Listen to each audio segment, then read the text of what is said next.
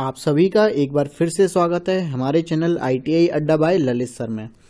आज हम एक नई सीरीज शुरू करने वाले हैं। आज हम शुरू कर रहे हैं इंजीनियरिंग ड्राइंग के जितने भी पुराने पेपर हैं पिछले 5 साल के, मैं वो सारे पेपर आपको कराने वाला हूं। आज है इसमें पेपर 1। आज हम करेंगे NCVT जून 2018 का ईयर 1 का पेपर। ये 2 साल की ट्रेड्स के लिए आया था और कॉमन पेपर आया था। आइए देखते हैं। इस पेपर में टोटल 50 नंबर का पेपर आया था। इसमें 20 नंबर के 2 फिगर बनाने के लिए आए थे, 2 रेखा चित्र बनाने के लिए आए थे और एक 30 नंबर का प्रोजेक्शन से क्वेश्चन आया था जिसमें आपको एलिवेशन प्लान और साइड व्यू बनाना था। आइए देखते हैं। क्वेश्चन नंबर 1, निम्नलिखित के स्वच्छ रेखा चित्र बनाइए तथा मुख्य भागों के नाम भी लिखिए। और क्या क्या चीजें थी वो? स्लिप जॉइंट प्लायर और स्ट्रेट पिन हैमर। आइए देखते हैं। ये है आपके सामने स्लिप जॉइंट प्लायर और स्ट्रेट पिन हैमर, दोनों ही चीजें आपके सामने हैं। ये है स्लिप जॉइंट प्लायर और ये है स्ट्रेट पिन हैमर। इसका एक बार स्क्रीनशॉट ले लीजिए और अच्छे से इसको बनाने की प्रैक्टिस कर लीजिए।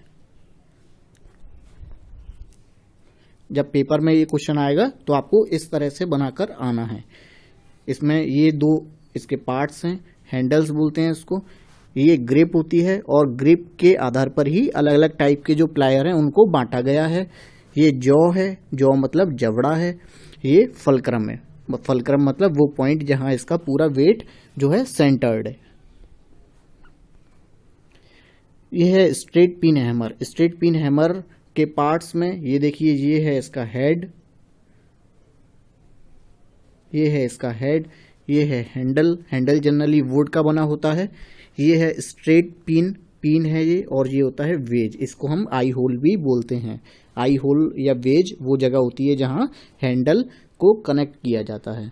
और इसका जो पिन का आप देख रहे हैं कि जिस डायरेक्शन में हैंडल होता है उसी डायरेक्शन में पिन होता है। तो इस तरह के हैमर को हम क्या बोलते हैं? Straight pin hammer. अगर ये क्रॉस में होता है तो इसको हम बोलते हैं क्रॉस पिन हैमर। अगर आपको इसके बारे में और भी चीज़ें जानना है प्लायर या स्ट्रेट पिन हैमर के बारे में, तो मैंने कल एक वीडियो अलग से बनाई है जिसमें मैंने सभी तरह के प्लायर के बारे में आपको बताया है। और ये देखिए प्लायर, इसके पार्ट्स और ये टाइप्स ऑफ प्लायर, ये सब चीज़ें मैंने कल की क्लास में आपको बताई हैं। वीडियो के डिस्क्रिप्शन में उसका लिंक है। ऐसे ही हैमर, अलग अलग तरह के हैमर्स और उसके अलग अलग पार्ट्स और सभी का यूज़, क्या क्या प्रिकॉशंस करना चाहिए हमको इनका यूज़ करते वक्त, ये सब चीज़ें भी मैंने कल की क्लास में आपको बताई हैं। इसकी वीडियो का लिंक मैं आपको डिस्क्रिप्शन बॉक्स में एक बार फिर से दे देता हूँ, आप वहाँ से इसको देख लेना। इसके बाद प्रोजेक्शन से एक क्वेश्चन है। नीचे दिए गए चित्र के प्लान, सम्मुख दृश्य मतलब एलिवेशन और साइड व्यू मतलब पार्श्व दृश्य, तीनों को तीरों की दिशा में देखते हुए प्रथम कोणीय प्रक्षेप विधि द्वारा खींचो। मतलब आपको किस में बनाना है? इसे फर्स्ट एंगल प्रोजेक्शन में बनाना है। आइए देखते हैं। तो देखिए, सबसे पहले आपको मैं एक चीज बता देता हूं कि फर्स्ट एंगल प्रोजेक्शन और थर्ड एंगल प्रोजेक्शन क्या होता है। अगर मान के चलिए ये एक बेस लाइन है, ये एक्स है, ये वाई है। जब कोई चीज फर्स्ट क्वाड्रेंट में होती है और जब उस वक्त हम उसका फ्रंट व्यू और टॉप व्यू बनाते हैं तो वो होता है फर्स्ट एंगल प्रोजेक्शन। जब सेकंड में होती है तो सेकंड एंगल प्रोजेक्शन। जब वो थर्ड क्वाड्रेंट में होती है तो थर्ड एंगल प्रोजेक्शन। और जब वो फोर्थ में होती है तो फोर्थ एंगल प्रोजेक्शन। इसमें से हम फर्स्ट एंगल प्रोजेक्शन और थर्ड एंगल प्रोजेक्शन को ज़्यादा इंपोर्टेंट मानते हैं, क्योंकि इसमें फ्रंट व्यू और टॉप व्यू ये दोनों अलग अलग जगह पर बनते हैं, एक लाइन के ऊपर बेस लाइन के और एक बेस लाइन के नीचे। और सेकेंड एंगल प्रोजेक्शन और फोर्थ एंगल प्रोजेक्शन में दोनों ही या तो ऊपर बनते हैं या नीचे बनते हैं। इसके लिए मैं एक अलग से वीडियो बना के आपको दूंगा, आप वहां से इसको और डिटेल में पढ़ सकेंगे। तो जब हम यहाँ आपको बनाना है फर्स्ट एंगल प्रोजेक्शन, तो जब फर्स्ट एंगल प्रोजेक्शन मतलब फर्स्ट क्वाड्रेंट में कोई ऑब्जेक्ट है, तो जब फर्स्ट में कोई ऑब्जेक्ट होता है आप इसको सामने से देखेंगे तो इसकी इमेज कहाँ बनेगी? यहाँ, मतलब ओ लाइन के ऊपर। इसका मतलब इसका जो फ्रंट व्यू है वो बनेगा बेस लाइन के ऊपर। फ्रंट व्यू कहाँ बनेगा? बेस लाइन के ऊपर। अब बात करते हैं इसके टॉप व्यू की। तो जब आप इसको टॉप से देखेंगे इसकी इमेज बनेगी यहाँ, और आपको पता है कि इस तरह का ये कौन सा प्लेन है, जो बाहर निकला हुआ प्लेन होता है, जो बोर्ड से या सामने से बाहर निकला हुआ है दीवार से। आप इसको क्या करते हैं, आप इसको क्लॉकवाइज रोटेट कर देते हैं। आप इसको क्लॉकवाइज रोटेट कर देते हैं और इसको भी क्लॉकवाइज रोटेट कर देते हैं। मतलब एक वो प्लेन है ये जो अंदर गया है, ये वो प्लेन है जो बाहर है। आप इसको क्लॉकवाइज रोटेट करेंगे तो इसका जो टॉप व्यू है वो बनेगा लाइन के नीचे। ठीक है, तो ये बात थी फर्स्ट एंगल प्रोजेक्शन की। आइए देखते हैं। तो सबसे पहले आपके सामने एक फिगर है। इस फिगर में आपको दिख रहा है कि फ्रंट व्यू, साइड व्यू और टॉप व्यू। टॉप व्यू जब आप ऊपर से देखेंगे, इसके बारे में आपको बताना है। तो सबसे पहले हम देख लेते हैं इसका टॉप व्यू के बारे में। जब आप इसको ऊपर से देखेंगे, टॉप व्यू में देखेंगे, तो आपको क्या क्या दिखने वाला है। तो आपको सबसे पहले ये पार्ट इसका दिखेगा, टॉप व्यू में ये दिखेगा, टॉप व्यू में ये दिखने वाला है और टॉप व्यू में ये दिखने वाला है। इसके बाद बात करते हैं, ये टॉप व्यू की बात हुई। अब हम देखते हैं फ्रंट व्यू की।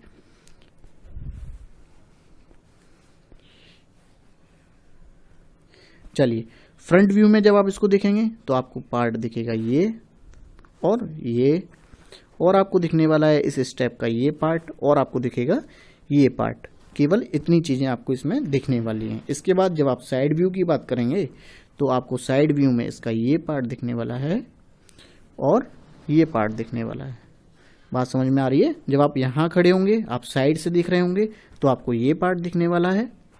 जब आप फ्रंट से देखेंगे तो आपको केवल ग्रीन वाला पार्ट दिखेगा, और जब आप टॉप से देखेंगे, इसको ऊपर से देखने वाले हैं, तो केवल ब्लू मार्क वाले पॉइंट्स आपको दिखेंगे। जैसा कि आपको मैंने यहाँ भी दिखाया है और अच्छे से मैंने यहाँ दिखाया है। आप इसको भी, इस फिगर को भी एक बार देख सकते हैं और इसका स्क्रीनशॉट ले लें। एक बार जब आपने फाइनल कर लिया कि फ्रंट व्यू कहाँ बनेगा, टॉप व्यू कहाँ बनेगा और कौन सी चीज में आपको क्या दिखेगा, किस व्यू में आपको क्या दिखेगा, जब आपने एक बार मार्क कर लिया तो आप इसको आसानी से बना सकते हैं। ये इसका फाइनल आंसर है। और ये कैसे बनाया है, आइए देखते हैं। सबसे पहले आप मार्क कर लेंगे कि हमको फ्रंट व्यू में क्या क्या चीजें दिखने वाली हैं। तो फ्रंट व्यू में यहाँ जहाँ मैं डॉट लगा रहा हूँ वो चीज़ें हमको कहाँ दिखेंगी, फ्रंट व्यू में दिखेंगी। इसके बाद हम क्या करेंगे कि एक बेस लाइन ड्रॉ करेंगे। मैं इसको येलो कलर से बनाता हूँ। इसके बाद अब मैं सबसे पहली लाइन, सबसे बॉटम जो मुझे दिख रहा है 120 इसकी लेंथ, तो मैं 120 mm का एक लाइन ड्रॉ करने वाला हूँ। 120 mm के बाद मुझे 64 इसकी हाइट दिख रही है, तो 64 की हाइट। इसके बाद मुझे 20 mm का मुझे फिर से एक विड्थ दिख रहा है, तो मैं 20 mm का विड्थ बनाऊंगा। और फिर बॉटम जो मुझे बताया गया है 13 गुणा 3 गुणा 16 है, तो मैं 3 गुणा 16 के बाद कितना बचा, 16 बचा। 64 में से 3 गुणा 16 माइनस किया तो कितना बचा, 16 बचा। तो मैंने 16 बॉटम में आना है। या फिर मैं क्या कर सकता हूँ कि नीचे से मुझे 3 गुणा 16 दिया है, तो मैंने 3 गुणा 16 नीचे से बॉटम से 16 लिया, और 16 के बाद फिर कॉर्नर से 20 को छोड़ते हुए मैंने इसका पहला स्टेप तैयार किया। इसके बाद मैंने इसी तरह दूसरा स्टेप 16/100 का बनाया, और इसी तरह मैंने तीसरा स्टेप 16/100 का बनाया। इस तरह हमारा जो फ्रंट व्यू था, जो हमको फ्रंट व्यू बनाना था, फ्रंट व्यू बनकर तैयार हो गया। आइए अब हम देखते हैं कि हमको फ्रंट व्यू के बाद इस तरह से, फ्रंट व्यू के बाद अब हमको साइड व्यू में क्या दिख रहा है। मैं यूज करूंगा इसके लिए रेड कलर। आप देखिए जहां जहां मैं रेड डॉट लगा रहा हूं वो पार्ट हमको कहां दिखेगा, साइड व्यू में। तो साइड व्यू के लिए सबसे पहले हमको इन लाइंस को एक्सटेंड कर लेते हैं। इसके लिए मैं यूज करूंगा येलो कलर।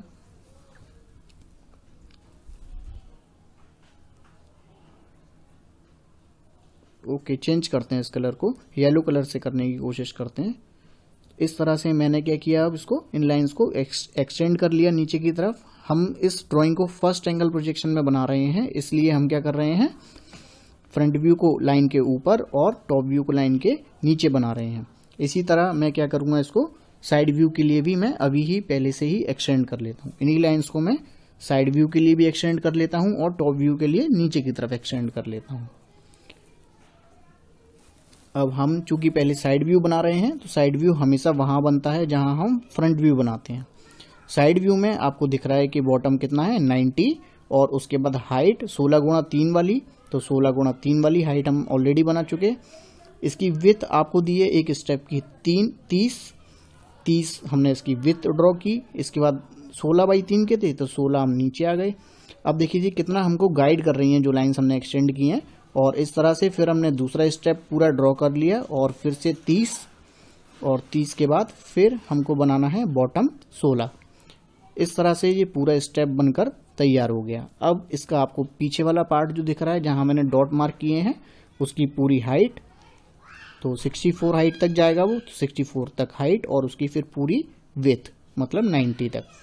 इस तरह हमारा साइड व्यू बनकर तैयार हो गया। अब हम इसका टॉप व्यू बनाएंगे।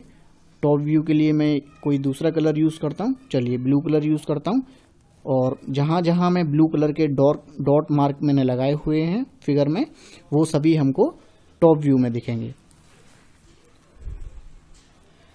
तो इस वीडियो को आप देख रहे हैं ITI अड्डा बाय ललित सर पे। वीडियो को लाइक और चैनल को सब्सक्राइब जरूर करें। आपको टॉप दिख रहा है कितना 120, तो पूरा हमने 120 की एक लाइन ड्रॉ की और फिर वर्टिकल लाइन मतलब इसकी विड्थ जो आपको दिखेगी टॉप में मतलब 90 की हमने एक लाइन और 90 के बाद 20 और 20 के बाद वापस 90 की लाइन हाइट में। तो इस तरह से जो हमारा राइट वाला पार्ट है वो बनकर तैयार हो गया। अब लेफ्ट वाला पार्ट में सबसे पहले हमने बाहर की लाइंस ड्रॉ की और इसके बाद यहाँ से टॉप से 30, तो ऊपर से हमने क्या किया 30, फिर अगला स्टेप बी कहाँ है 30 की हाइट पर ही 30 विथ है तो हमने 30 की एक और विथ ली और इस तरह से हमने इसको पूरी तरह से ड्रॉ कर लिया। ये आपका टॉप व्यू बनकर तैयार हो गया। इसके बाद हम सभी फिगर्स पर जो साइड व्यू है उस पर साइड व्यू, जो फ्रंट व्यू है उस पर फ्रंट व्यू और जो टॉप व्यू है उस पर टॉप व्यू लिख देंगे। तो आप देख रहे हैं कि मैंने फ्रंट व्यू, साइड व्यू और टॉप व्यू लिखकर तैयार कर दिया है। इसके बाद आपको करना है इसकी डायमेंशनिंग। हर पार्ट का जितना लेंथ है आप उस लेंथ को, उस विड्थ को, उस हाइट को उस फिगर में अच्छे से लिख देंगे। जैसे कि आपको पता है 16x3 के थे ये, तो 16, 16, 16 और टोटल 64 है, तो ऊपर वाला पार्ट भी कितना बचा 16 ही बचा। तो इस तरह से आपने सभी पार्ट की साइड व्यू के लिए डायमेंशनिंग की।